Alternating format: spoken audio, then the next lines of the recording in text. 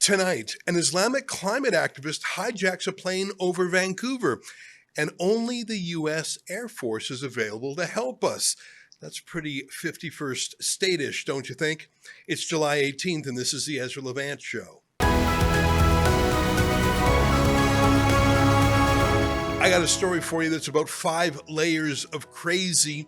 Here's how the CBC state broadcaster headlined it. They said, "Man charged with hijacking one day after flights grounded at Vancouver airport." And then they say, Shahir Kasim, born in 1986, has been charged with hijacking and had ideological motive, police say. Is being born in 1986 really the most important characteristic about this hijacker? Let me read a little bit from the story. A spokesperson for the Public Prosecution Service of Canada said that the hijacking also constitutes a terrorist offense and a terrorist activity under 2 sections of the Criminal Code. In a statement on Wednesday evening, police said that Kasim allegedly threatened a flight instructor and hijacked the plane at Victoria International Airport. Investigators have determined the suspect acted with an ideological motive to disrupt airspace, said Sergeant Tammy Lobb, though she did not specify what the motive was. Gee whiz, I wonder what it could be. And get this part. A spokesperson for the Canadian Armed Forces told CBC News in a statement that the North American Aerospace Defense Command, NORAD, scrambled U.S. F-15 fighter jets in response to the alleged hijacking on Tuesday. And one last thing, NORAD F-15s, are they NORAD F-15s or are they American F-15s? NORAD F-15s responded to this incident as they were closest and able to be on the scene the fastest, it wrote. CF-18s were in the process of responding, but the incident resolved before any NORAD assets arrived on station. Here's how CTV reported the news. They said, police in Richmond, where the airport is located, said they received a report that the small plane had been hijacked and was on its way to Vancouver at approximately 1 p.m. Tuesday.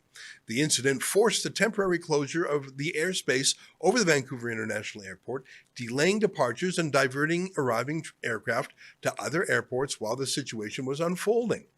Police said the sole occupant of the plane was arrested after it touched down at approximately 1:45 p.m.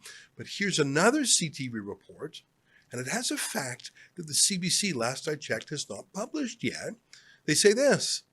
The day before the suspected hijacking of a light aircraft triggered a security scare at Vancouver's airport this week, former commercial pilot Shahir Kasim posted on social media that he was a messenger of Allah, sent to save humanity from climate change. Kasim's online posts include musings on religion, climate science, and advocacy for tolerance and peace, including a claim that, quote, the angel Gabriel appeared before me and gave me a message from Allah. Oh, good. So he's following Greta's career path here. Environmental extremism and Islamic extremism mixed together. Funny enough, the CBC has not reported on that fact, at least last I checked. Remember, the most powerful form of media bias isn't how the regime slants the news, it's what they choose to report on at all and what they choose to hide. The CBC knows exactly what they're doing here. I mean, just remember, being born in 1986, that's the most important fact to the CBC here. What a bunch of weasels. So we've got a hijacker who worships Allah and Greta. That's quite a combo. Says he's motivated by climate. By the way, I think we can expect a lot more of this kooky mix. But back to how Canada reacted. Well, you heard, we didn't. We couldn't.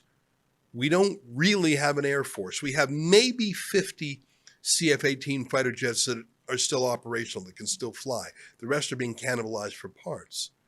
When Stephen Harper was Prime Minister, Canada used to host an annual NATO exercise for fighter jets called Maple Flag, sort of a Top Gun type practice where air forces from across NATO would send their fighters and their fighter pilots to Cold Lake, Alberta, and they would practice flying and training together.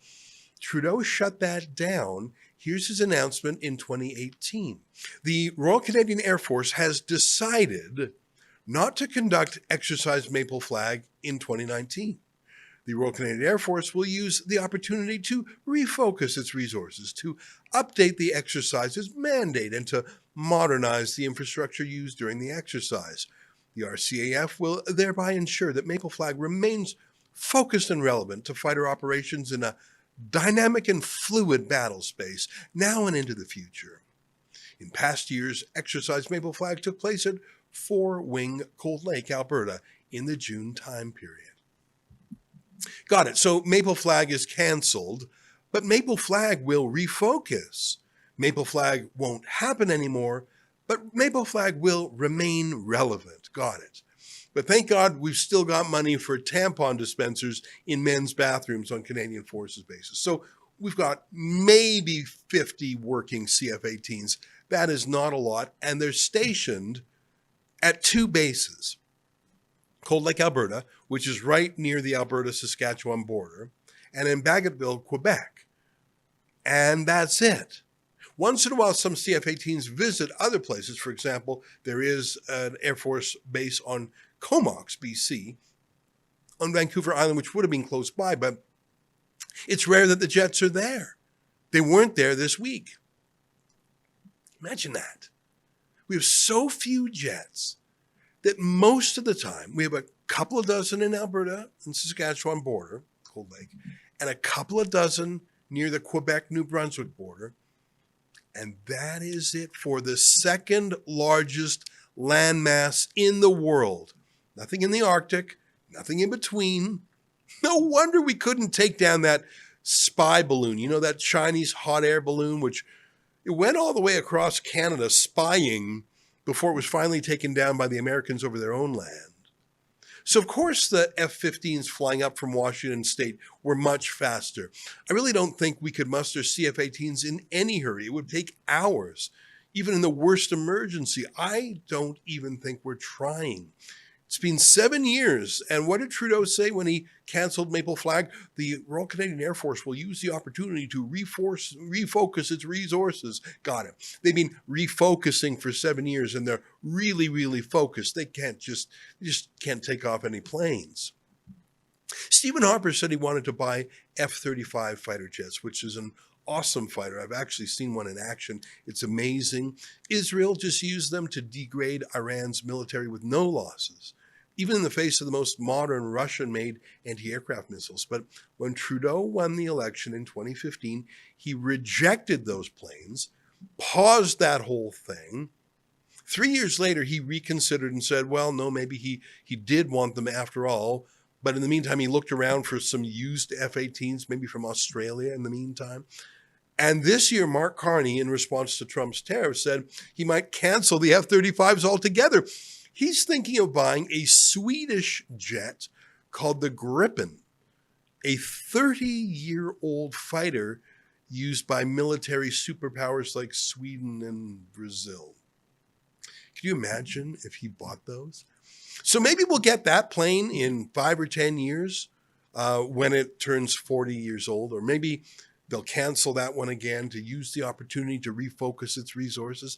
That's their favorite thing to do. Maybe we'll have to rely on, some kid with a drone to intercept hijacked Cessnas or hot air balloons. What a joke. Then again, I'd bet on the United States, which is a serious country. It's sort of amazing that Trump hasn't yet rubbed this all in our faces, don't you think? He saved us. Because I'd like to send a very special shout out to my liberal friends, my elbows up friends, and let them know that I can't think of anything more emasculating than having a foreign air force come to rescue our third largest city, the largest city west of Toronto. And because the nearest jets, if they even work, are hours away. Yeah, you don't have to call it being the 51st state, but having a foreign military come to save you from a Cessna plane, that's about as 51st state-ish as you get. Oh, hi, it's Ezra Levant here in Toronto with an important message because we need your help. Independent journalism in Canada is under attack. Government censors, big tech deplatformers, and the dying legacy media are all working together to maintain exclusive control on the information you receive. They don't want you to hear other voices like ours, and they really don't want you to be informed and to think for yourself. That's why the work we do here at Rebel News is so important. Our on-the-ground reporting, independent news shows, and special content you won't find anywhere else. It's all designed to give you trustworthy information and alternative viewpoints so you can decide for yourself. We don't get government money, and we are not owned by some big global conglomerate. We're funded by people just like you, so please support independent journalism and help us continue our work by subscribing and becoming a Rebel News Plus member today, right here on the page. Go to rebelnewsplus.com. Members get instant access to all of our shows, invitations to exclusive events, and access to our premium content like live event footage and documentaries you won't see anywhere else. Only Rebel News Plus members can join the conversation by participating in the comments section of our new website. That way you can have your say too. More than anything, though, you'll be able to take pride in supporting real, honest journalism, and you'll help our talented team continue to do the work to push back on the establishment. We really can use your help. We need it, in fact. So thank you, and enjoy Rebel News Plus.